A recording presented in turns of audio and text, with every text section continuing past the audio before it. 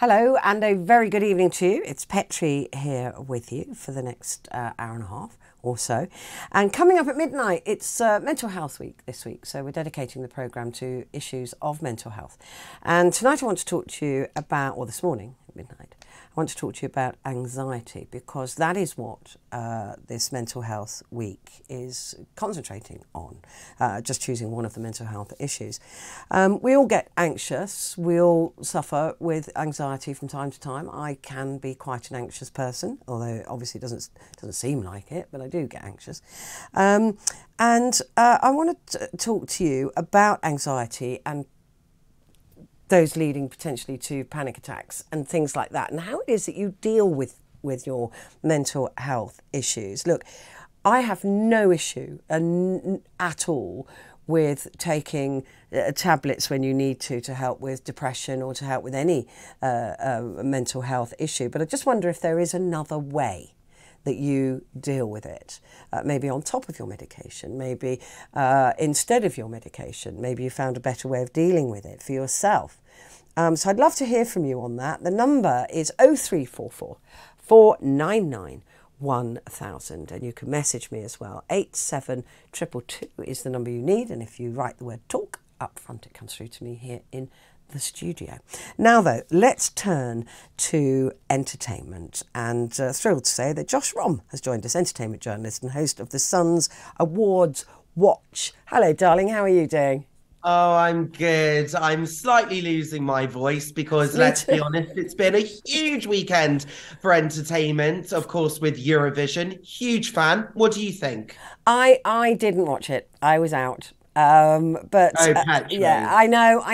I went out instead and had a very lovely time. But look, I know that I've been listening to a lot of reports on it and saying that Eurovision has really improved the standard of the music, because it used to be, you know, all that accordion music and you know, not very good, because people know they've got such a huge audience. So you're getting better and better artists, although we didn't do very well. No, we didn't do very well. But also saying that, you have to look at the wider competition. Mae Miller she had a great song, I think. I think it was one of those songs which sounded amazingly when you listen to it and when you listen on the radio.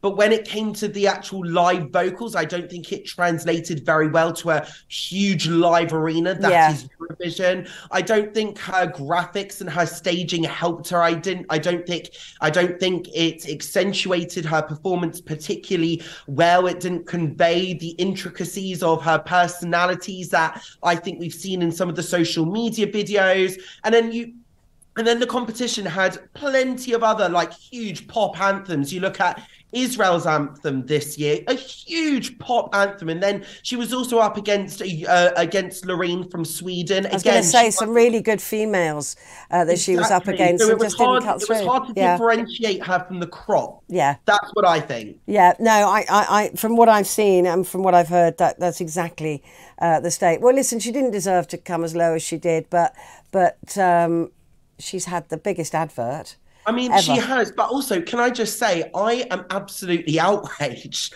that France only came 15th or 16th. I thought Lazara performing Évidemment, I loved it. I absolutely loved it. When I saw the leaderboard, I was like, what? Look, I was like, this surely not, because everything about this, it started off as a kind of Parisian cabaret style, and then it went into like beats with violins, and it was a beautiful staging. She had this gorgeous sequin outfit that started off red but was like ombre into black, and she was on this raised platform that was first cloaked and then was beautifully lit up. It was simple but just so elegant and just beautiful, and her vocals were unbelievable. I was shocked. Well, I mean, that's the thing with Eurovision, isn't it? It's not about talent. Usually it's not about the best song, it's about the best on the night and the most fun and what people remember. So that's that. But anyway, Sweden won, wasn't it? Yeah, Sweden. That was Loreen. She previously won the competition. I believe it was in 2012 for her track Euphoria. She's become the second, I think the first female to win the competition twice, and one of the only people to win the competition also multiple times as well. And that's the thing. Her song Tattoo was this huge belter of an anthem as well. So combined with the kind of Eurovision lineage, combined with this humongous song, and may I say overstated but beautiful staging as well, I think she was obviously going to be a European favourite. Yeah, well, good luck to her. Well done to her. And of course that means that Eurovision is there next year. Absolutely. So, but also nice as well, I believe there's an anniversary relating to ABBA next year. I think it. Oh, that's good timing then, isn't it? Exactly. I think it. I need to read up on it more. I mean, I love my Eurovision. I'm not necessarily saying I'm the biggest Eurovision geek, but I do believe there is an anniversary with ABBA next year, which is brilliant timing for Sweden. So I'm not going to say it was like a coincidence, but I think Sweden, they had their hearts set on, we should host it next year. What is an artist that we can put forward that would give us the best possible chance, more so than any other year? Oh yeah, let's chuck in a previous winner with an absolute belter of a song. Just saying. Oh, well, look, they won and that's good for them. Let's talk about the BAFTAs. Another win. Claudia Winkleman, who we love. Oh, I mean, I love Claudia Winkleman. Love her. Did you watch The Traitors? OVS? Yeah. I just loved it.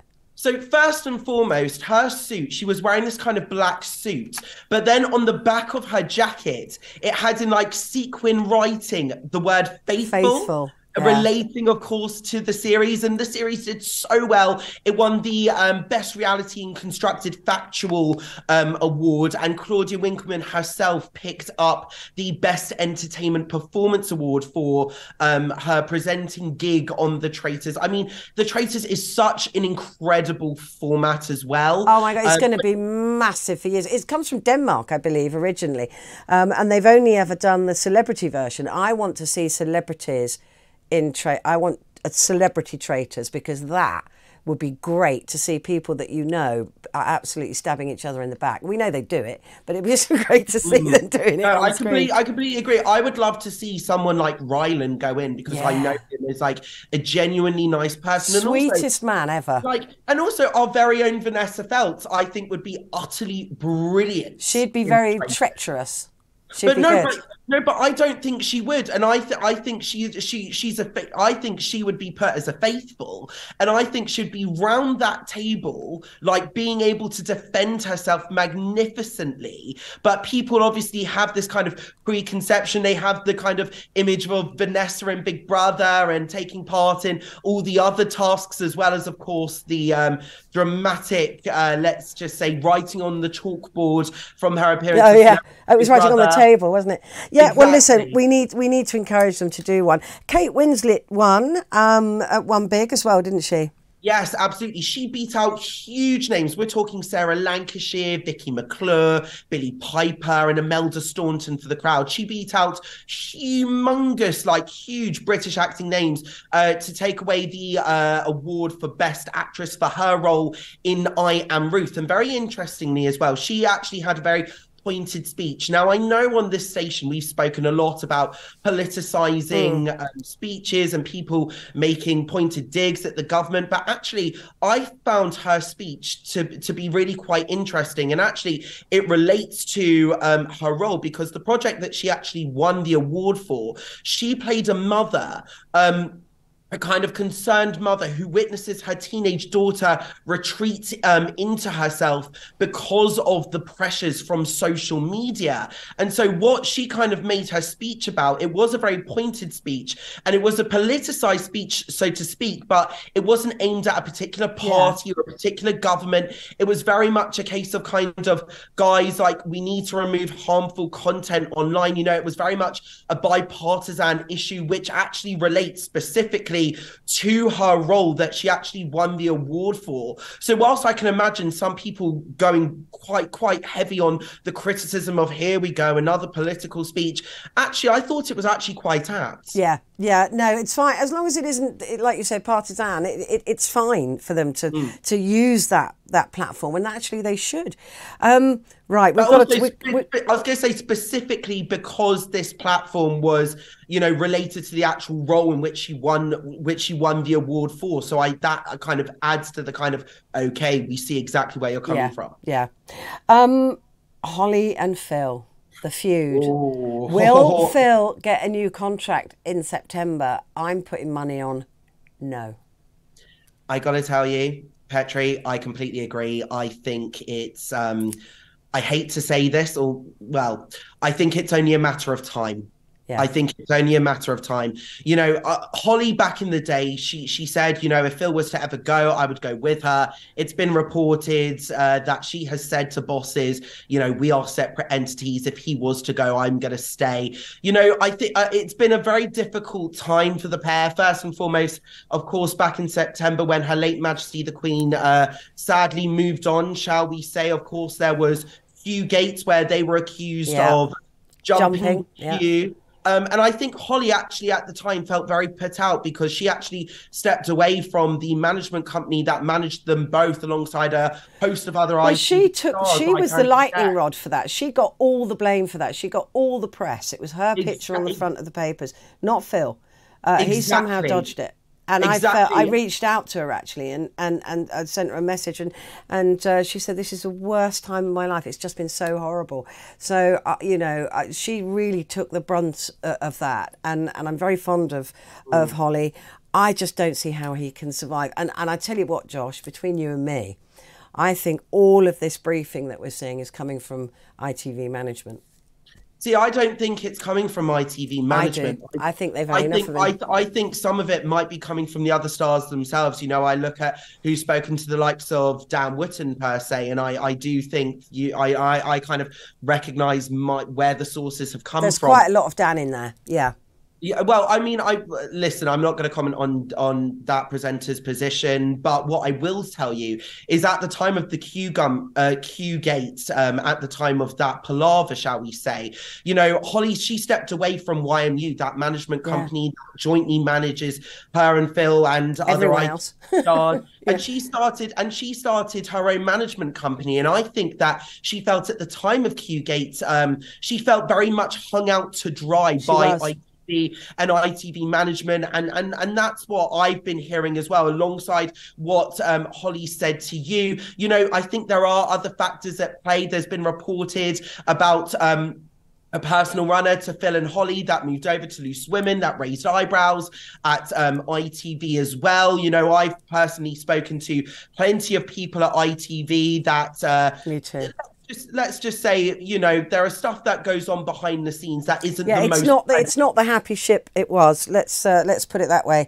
Right, well, we'll wait and see. But it feels, Anyway, Jamie... I think I agree with you. I think it's only a matter of time now. It feels the nice guy image has been gone. It's been smashed to smithereens. I think the fact that his biggest rock, the fact that he would release an exclusive statement to our paper, The Sun, saying Holly's my rock, and she's been my best friend. It's been a difficult couple of months for both of us. And then there's obviously been the case with his brother as well. Of course, he denies any involvement in that, of course. And he says he no longer has a brother. It's been a tricky time. During that time, we saw Alison Hammond fill in. So the fact of the matter is we've now seen that two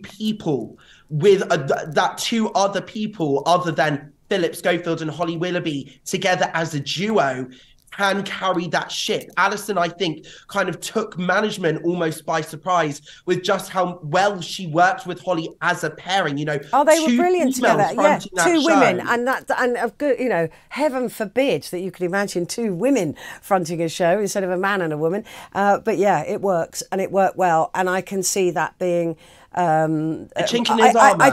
Yeah, it is. Suddenly, it's like, oh, we can replace you. Everybody's replaceable. We know that in this business.